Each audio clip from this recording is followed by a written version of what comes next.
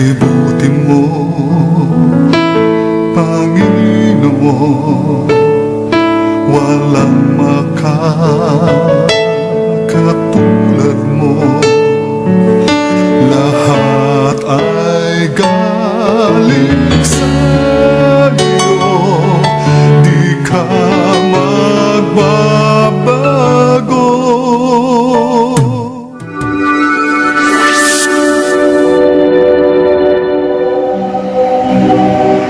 Praise God. Hallelujah.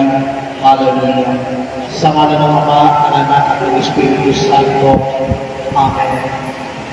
Banal na Diyos na pinakamakapangyarihan Ama, Diyos na may likha ng langit at lupa, ng lahat ng bagay na aming nakikita at di nakikita. Ikaw ang Diyos ng Abraham, Isaac at ako. Muli sa oras na ito, patuloy ka namin pinupuri, niluluwalhati, na nakila at sinasamba sa Espiritu sa katotohanan. Taos puso po kami nagpapasalamat sa iwalang tigil na nakapatan at mabutihan sa bawat isa upang kami lahat ay handang matutong lumakad sa iyong kabanalan at katwiran. Lord, yung lugar kami po ay inyong samahan, iyon ang iyong mapagpatuliman ng kamay, abutin ang lahat ng aming pangangailangan, pagganingin ang mga may karamdaman ng sakit sa ngalan ni Kristo Jesus. Lahat ng pinamihina at ibigatan inyong pag-aalit palakasin sa ngalan ni Kristo Jesus. At ang lahat ng pahilingan ng tataas, ipagkaloob mo at tugunin sa ngalan ng aming Panginoon. Pagpalain mo po higit sa lahat ang mabuting balita ng ating iyahatid upang ito'y magbigay sa atin ang liwanag sa lahat ng makikinig at makakarinig ng mensahe na kakayanan buhat sa iyo, upang ito'y maging daluyan ng iyong mga tanda, himala, kapabalaghan, kapangyarihan at walang titig na biyaya at pamapala. Ito po ang aming samot na namin sa ngalan ng Ama at ng Anak at ng Espiritu Santo. Amen and amen. Purihin ang Panginoon.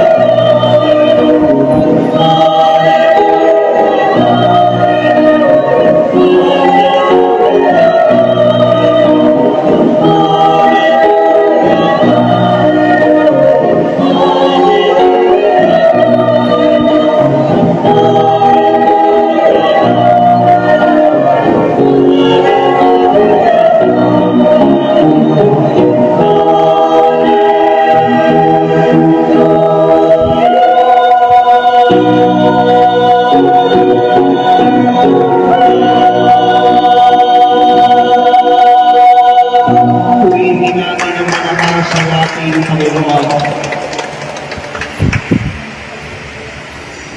Brothers and sisters, our reading for this coming Sunday is taken from the Gospel of our Lord Jesus Christ according to St. Luke, Luke chapter 10, verses 1 to 12, then move to verses 17 to 20.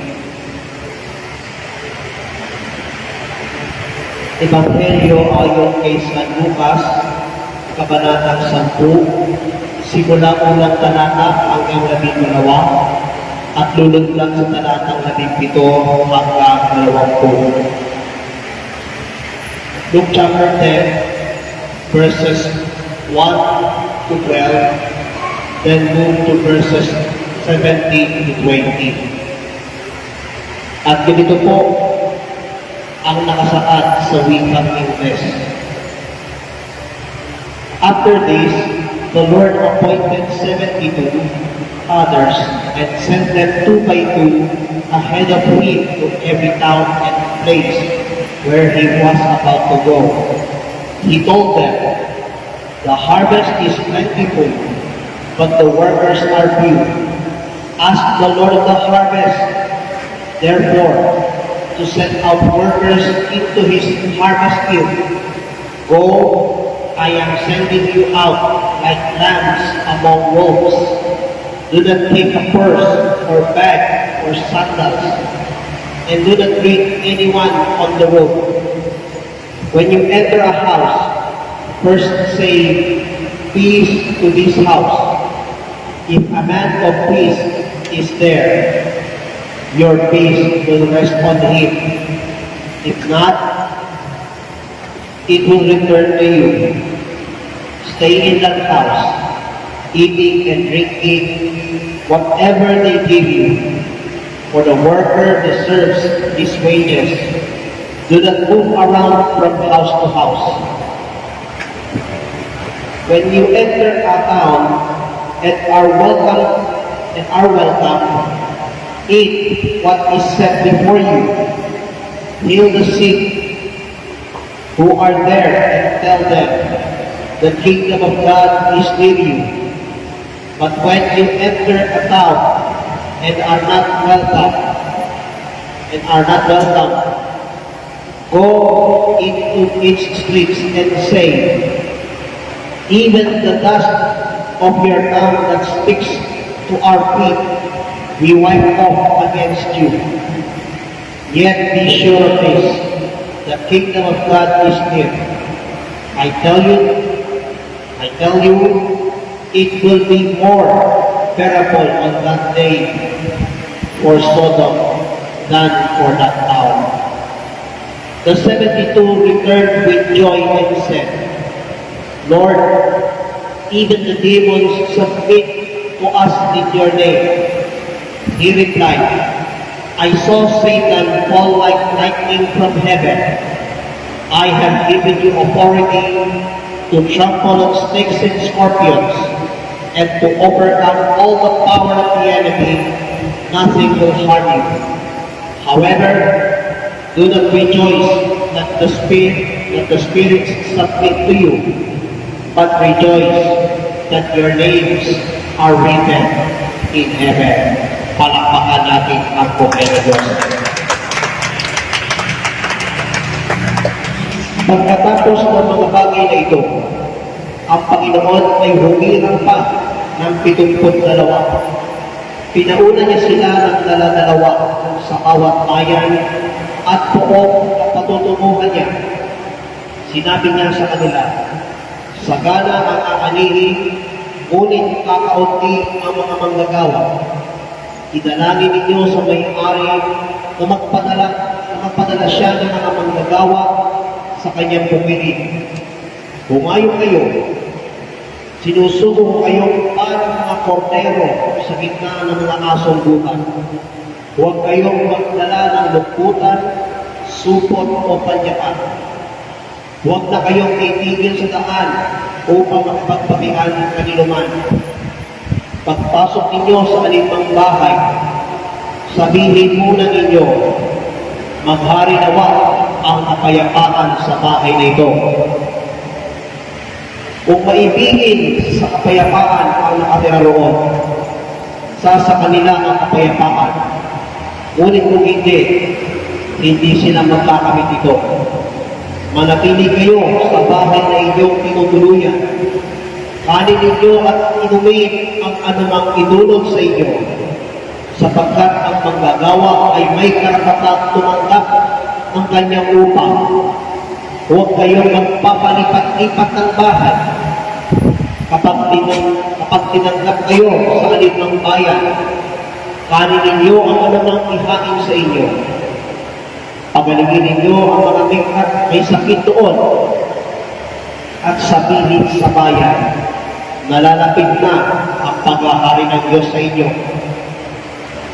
Ngunit sa alinmang bayang hindi tumanggap sa inyo, lumabas kayo sa mga lansangan nito at sabihin ninyo, pati ang alikabok dito na dumikit sa aming mga paa ay ipinapagpag namin bilang babala sa inyo. Ngunit pakatandaan ninyo, nalalapit na sa inyo ang paghahari ng Diyos. Sinasabi ko sa inyo, sa araw ng pag-uupo ay higit na mabigat ang kaparusahan ng mga tao sa bayan ito kaysa dinanas ng mga taga-Sodoma. Bumalik na tuwang-tuwa ang 72. Panginoon, sabi nila, kahit po ang mga demonyo ay sumusunod kapag inuutosan namin sa ngalan ninyo. Sumagot si Jesus, nakita ko ang pagkahulog ni Satanas mula sa langit, parang kidlat. Binigyan ko kayo ng kapangyarihang tumapak sa mga ahas at mga alakdan, at yumurak sa kapangyarihan ng kaaway. Walang makapipinsala sa inyo. Ngayon man, magalak kayo, hindi dahil sa suko sa inyo ang Espiritu, kundi dahil sa nakatagak sa langit ang pangalan ng Diyos.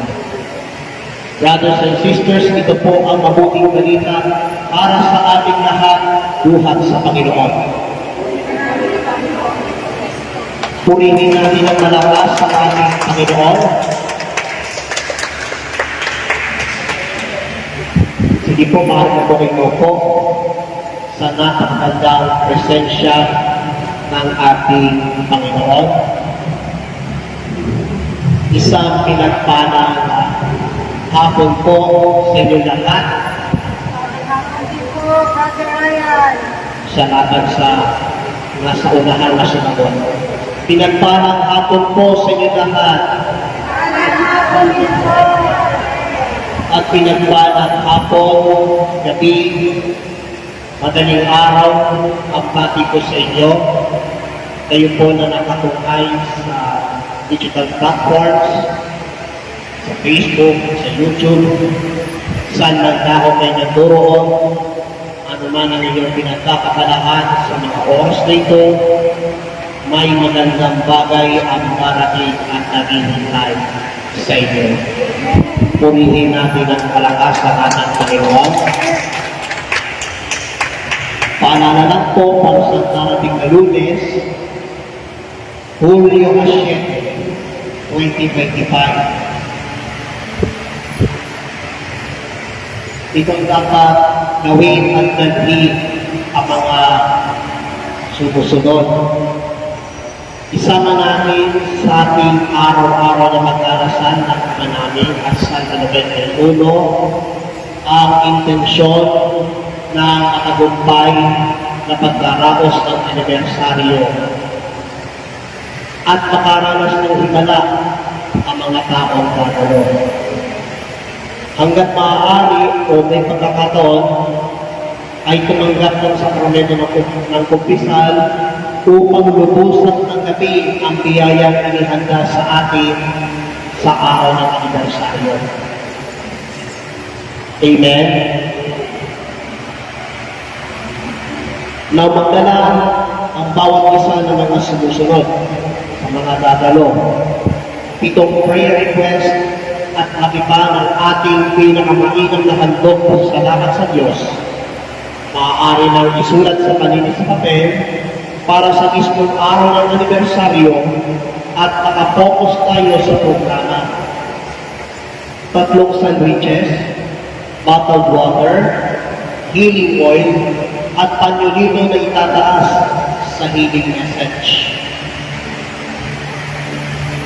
Magsama pa ng 3 o higit pang akay na ibig isama sa anibersaryo.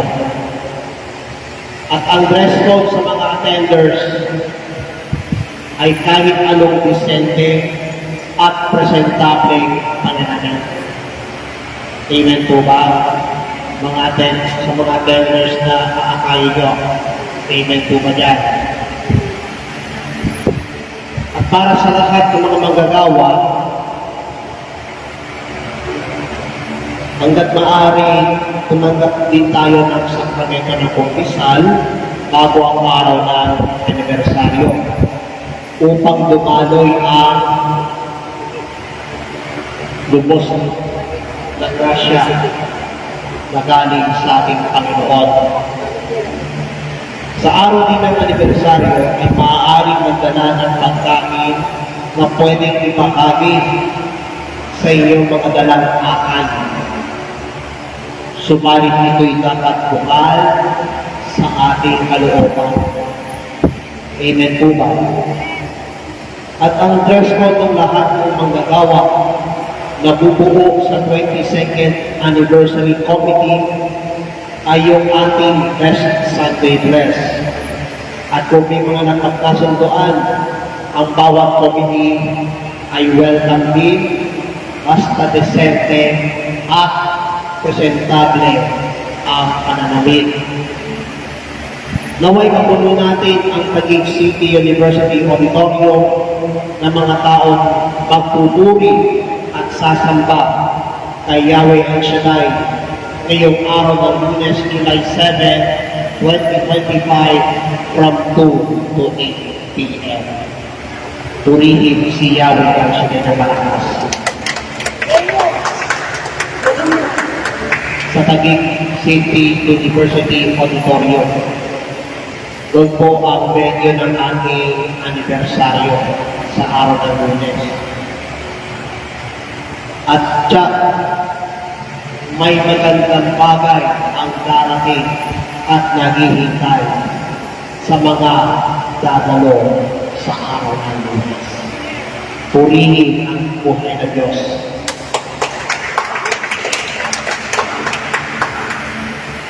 Ngayong linggong ito, ang ulo ng nakalangit na balita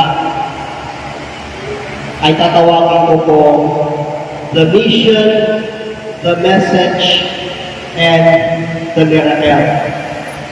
Ang misyon, ang mensahe, at ang himala. Amen? By the way, yung last year na punta ko dito, the first time ko na to, ay medyo nalig ako last time. Pero kanina, dumating ako super aga. Wala pang alas 4 ng hapon. At sarado pa ang pintuan.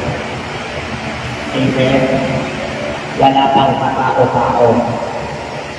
Akala ko,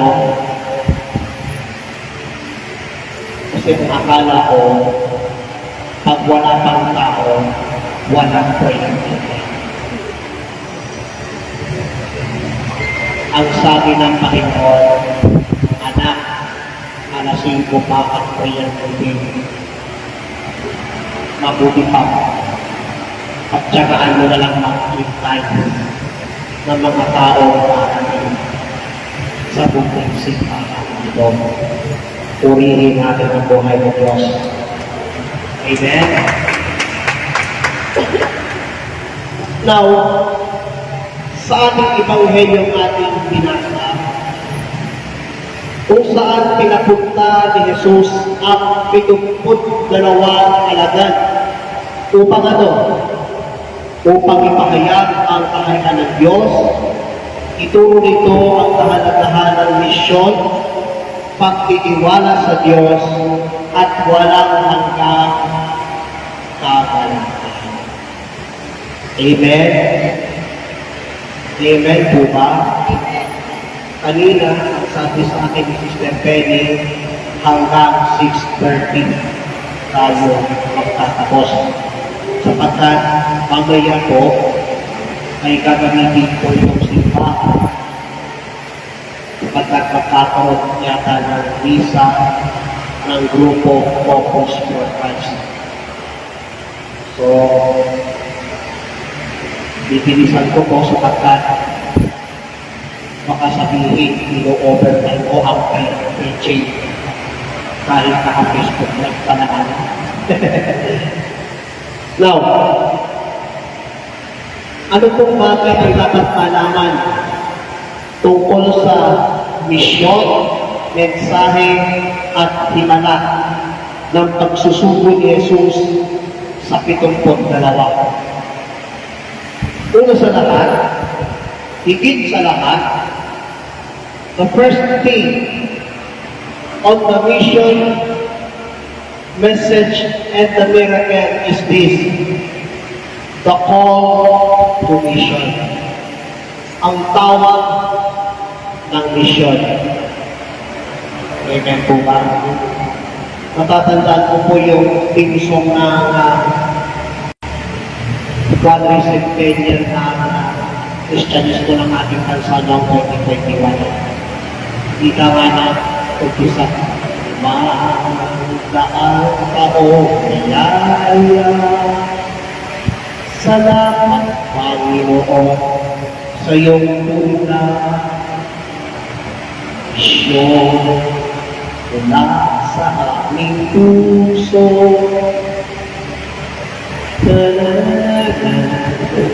Purihin natin ang buhay na Diyos. Hallelujah. Hallelujah. Now, sa main ID, ano po ang main idea nitong unang bagay na ito? Sabi ni Kristo Jesus sa verse 2, the harvest is plentiful, but the workers are few. Kaya magpalad kayo mga taga-Green Park. Sagana man ang mga anili, ngunit iilan sa inyo ng mga aktibo sa gawaing iri.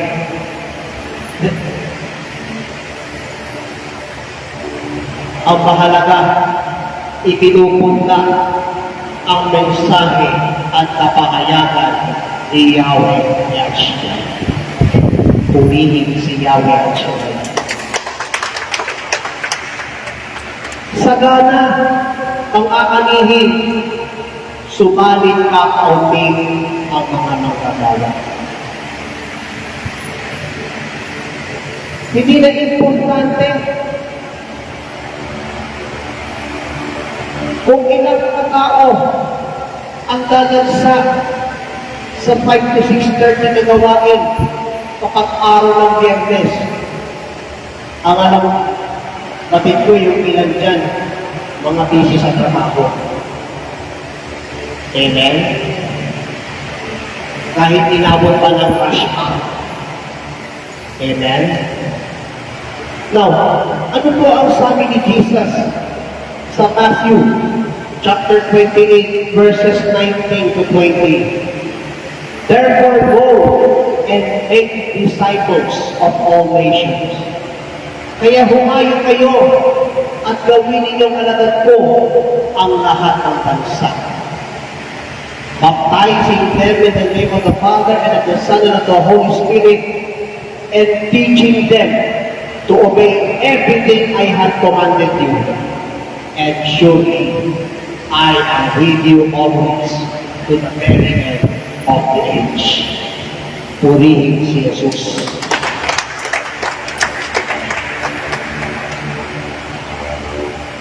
Humayo at luming alagad niya ang buong bansa. Bautismuhan sila sa ngalan ng Ama at ng Anak at ng Espiritu Santo at turuan sumunod Sumunod saan? Sa maling gawin? Hindi.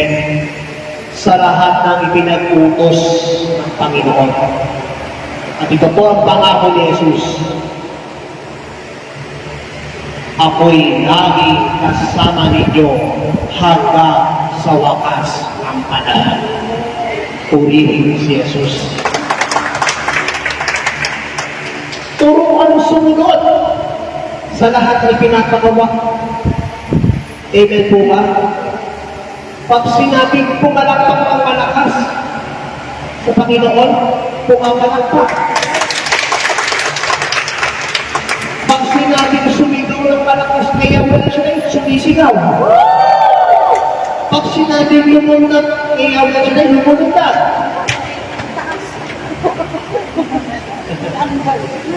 Pag sinabing pumalakpak, pumakalakpak.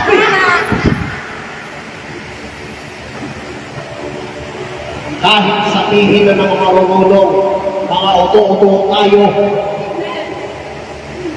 di bali tayo tawagin uto-uto at mga siraulo,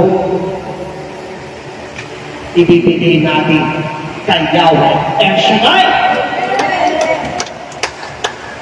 Yung mga palapak nyo, walang parating bagay.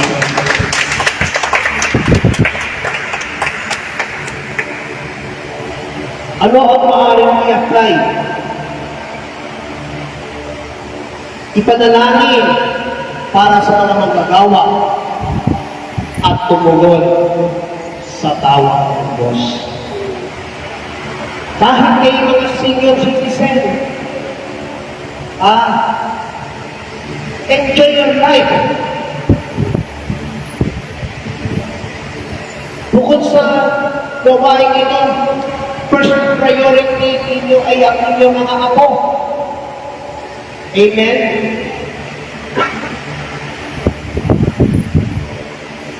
Kahit ang mga pension nyo na inyong nakuha, maaari nyo mapunta sa inyong mga apo na dumanagin sa inyo. Amen? Kaya natutuwa ako sa mga bata. Pag niyayayaan ng mga dogon-dola na magpadig Kaya lang yung pagtawag ng lolo, W sound instead na N sound. Bakit kabo? Di ko alam kung matatawa kayo nito. Sabi nga ng bata, oo, kain tayo magtawo.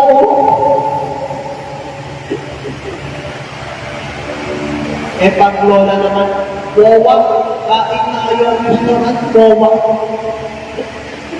Amen? Enjoy mo lang. Kaysa sabihin mo sa mga kapulito na pasensya ka na iho, alaga na ng marupong ang tuhod ko, masakit na spinal cord ko, gura-gura ng mga laga. Don't say that. Ha? Ang isipin niyo malakas pa kayo. Amen? Kaya kayo po, sister, sa araw ng Lunes, magpatotoo na rin kayo, purihin si Yahweh ang Shaddai na malakas. Ipahayag mo kung paano ang pinaghimalaan ni Yahweh ang Shaddai sa buhay mo. Amen? The second thing is dependence on God's provision. Pagtitiwala sa pagkalinga ng Diyos. Sabi nga ng refiner na siya umawit ng rocks para malaraksong na joyful song. Sa Diyos kami pagtitiwala. Amen? Ano po ang main idea? Itong pangalawang bagay na ito. Luke chapter 10 verse 4. Carry no purse, no bag, no sandals. Huwag magdala ng luklutan, supot o panyaka. Amen? Hindi importante kung gaano kabigat ang luklutan na nadala mo. Amen? Ang mahalaga, tinawag ka sa mission ni Yahweh Shaddai. Amen? Ano po ang sabi ni San Pablo Apostol sa Philippians chapter 4 verse 19? And my God will meet all your needs. Ang Diyos ang magpupuno sa lahat ng iyong pangangailangan. Ayon sa mawalhating yaman sa pamamagitan ni Kristo Jesus.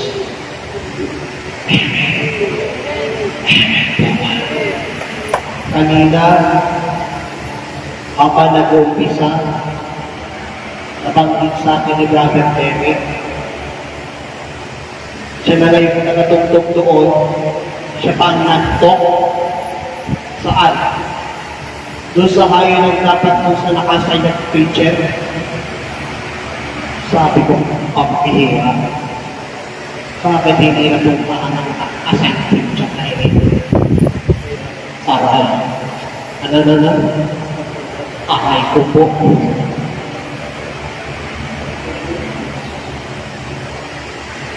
Kapatid, kung sumasakit ang taiwan ko,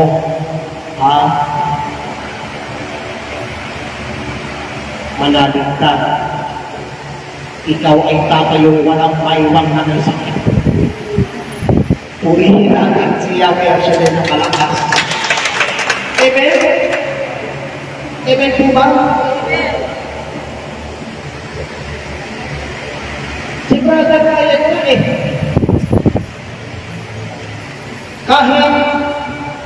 kahit sinisipon, kami kasama ko po, sige pa rin ang mission.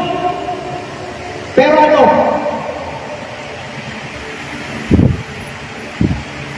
Hindi ako binigo. Bakit? Kasama ko si Yahweh Shaddai. Amen?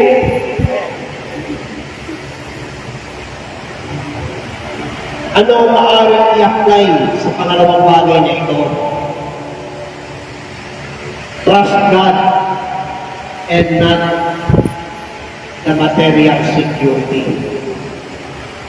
Magtiwala ka kay Yahweh Shaddai at hindi sa kayamanan ng sanlibutan. Amen? Ang iba, kaya hindi umaaten ng gawain, lalo na kapag Martes at Sabado. Anong dahilan? Wala. Sabi ko na natin. Hallelujah. Anong dahilan? Walang magbabantay ng tindahan. Walang magbabantay ng anak. Walang magbabantay ng nanay na niratay mo.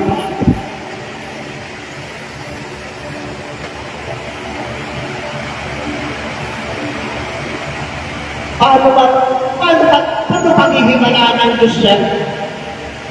Amen? Sabihin mo sa katabi, friendship, tandaan mo rin,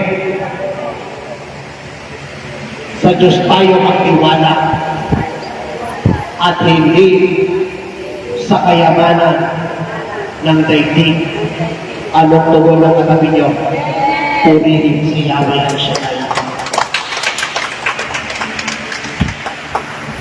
Amen. Amen po ba?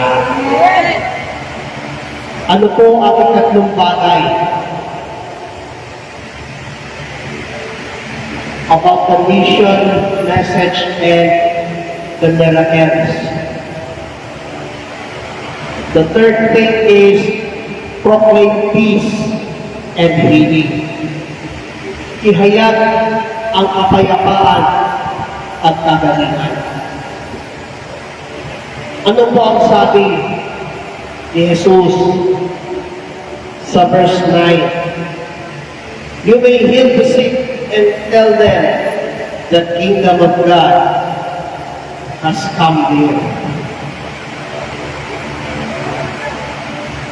Pagalingin ang mga may sakit at sabihin sa kanila, ang kaharian ng Diyos ay malapit na. Amen? Kung ikaw ay may maramdaman, lalo na ikaw na ang sumpong sa recorded Facebook Live na email,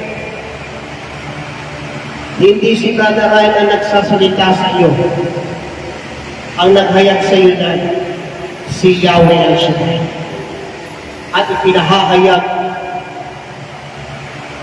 na tanging kagalingan at kapayapaan ang siyang darating sa buhay mo. Purihin si Jesus. Ano po ang sabi ni Prophet Isaiah? Isaiah 53 verse 4 and 5. Surely He took up our infirmities and carried our sorrows, yet we considered and stricken by God, smitten by Him and afflicted. But He was pierced for our transgressions. He is crushed in our iniquities. The punishment that brought us peace was upon Him, and by His wounds we are healed. Purihin si Jesus.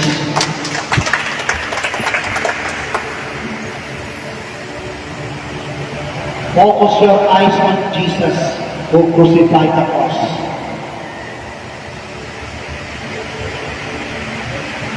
Sa kabila ng kanyang hirap at sakit, ng siya'y napayupay sa krus. Ito ang kanyang sinabi, sa mga sugat at mga lapay na aking natamo habang ako'y nakapayupay sa krus, kayo ay aking pinagaling. Kayo ay aking pinagaling. Kayo ay aking pinagaling. Purihin si Jesus.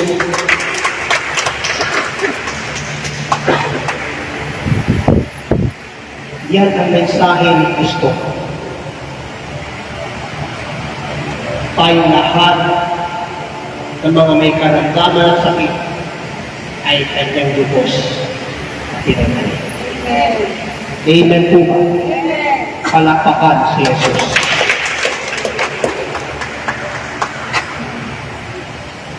Ano po ang maaaring i-apply sa ating buhay? Share the love of Christ through words and action.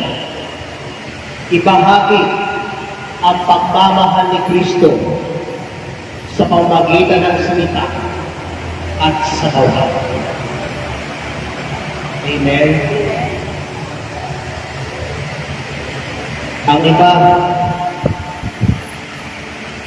bumabahagi ngawa ng ngawa, pero walang gawa.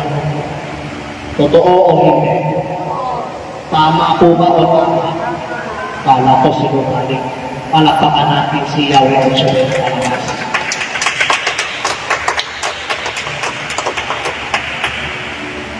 Remember, because of the Lord's passion and death on the cross,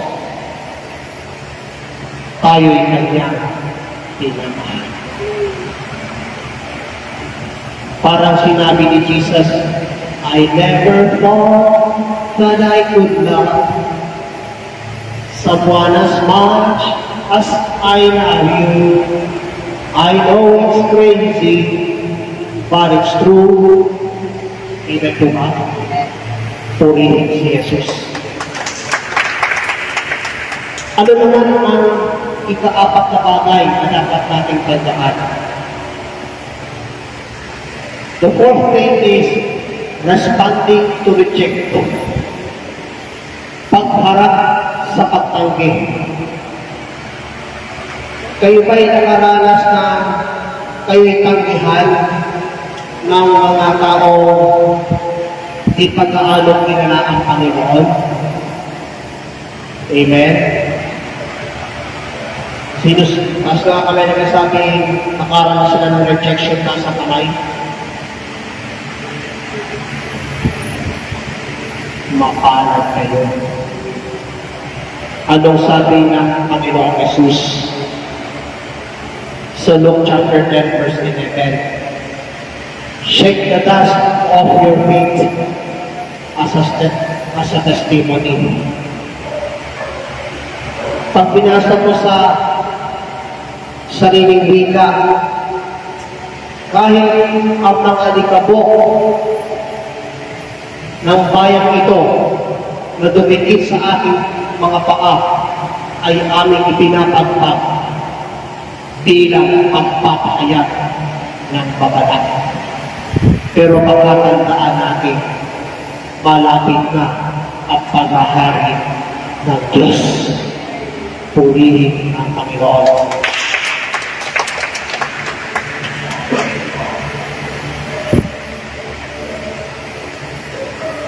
Ano po ang naging supporting verse dito sa pang-aapat na bagay na ito?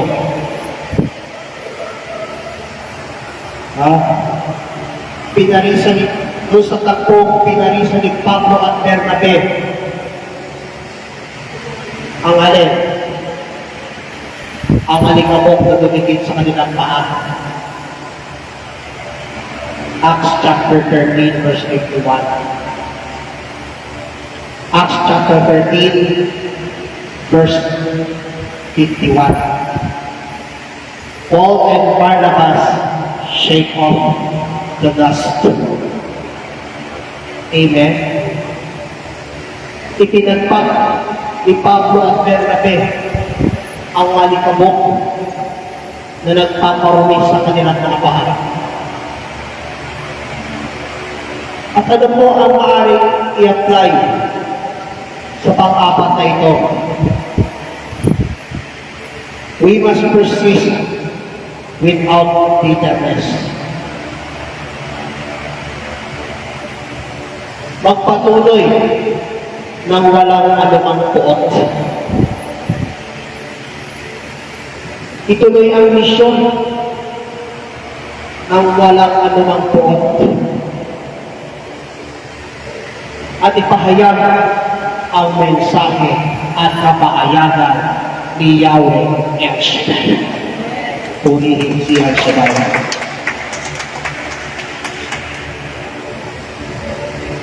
The fifth thing is true joy, salvation in Christ. Tunay na kagalaka, kaligtasan ni Kristo. Saan ko masusumbungan yan?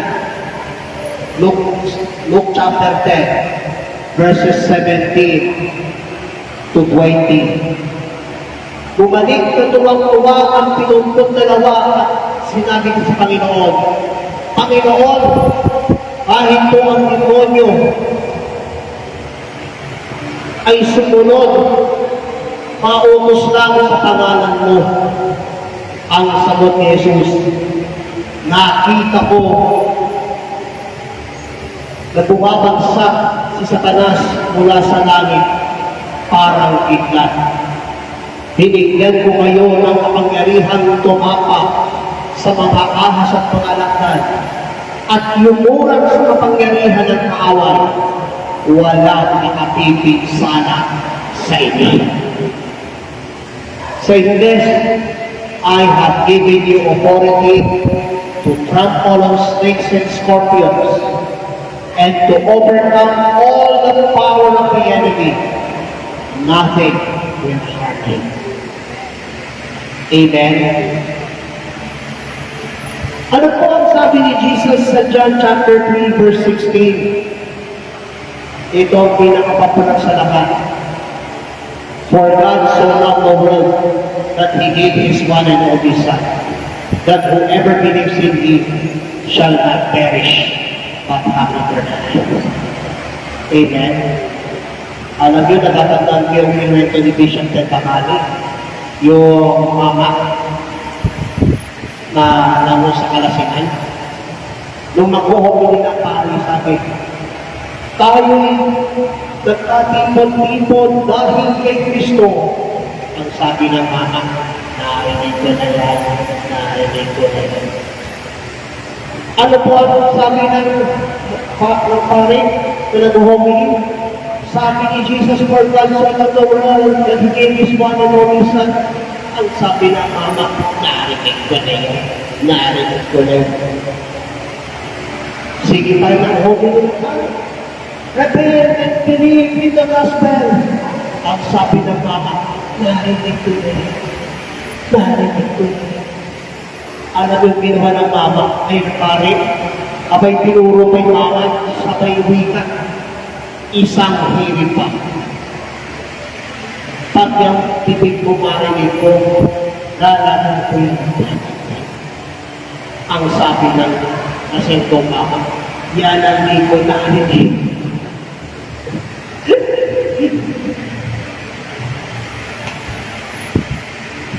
Kapatid, friendship,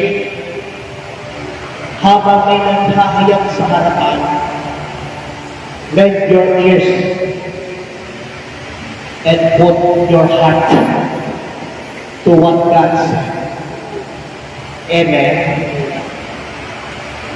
Now, ano ang maaaring ilakad o i-apply? Magdiwang sa walang hanggang buhay at hindi sa pansamantalang tagumpay. Amen.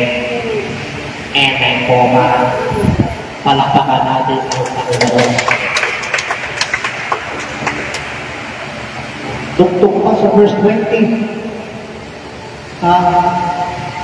Magdiwang kayo sapagkat hindi dahil sa suko sa inyo ang tiyanglo. Yeah. Kundi nakatalak sa langit ang pangalan ng Diyos. At bilang pangwakas, tayo na kayo. Total malapit magkakaroon ng isa ng ating mga kapatid sa CFC. Ang misyon ng Diyos ay nangangailangan ng pagmamadali, pagtitiwala sa Kanya, at pagtukon sa lahat. Ang tunay na manalangin ay hindi sa resulta, kundi sa pagsunod kay Kristo. Purihin si Jesus. Taas ang ating mga kamay. Awitin natin ang gintong panahon.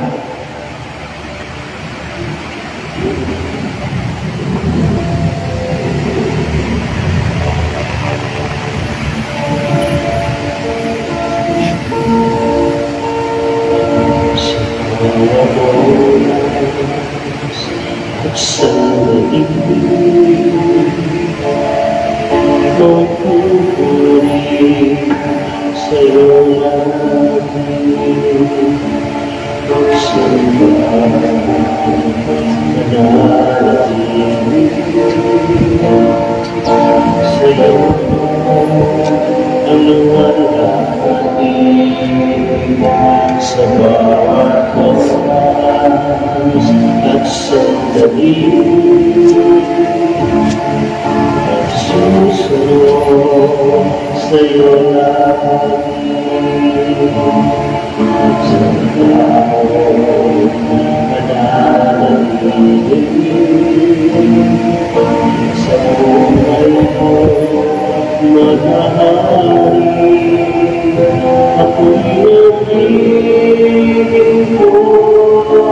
sa'yo, Panginoon, susundin ako sa panahon, iyana'y magbuhay sa'yo, Panginoon,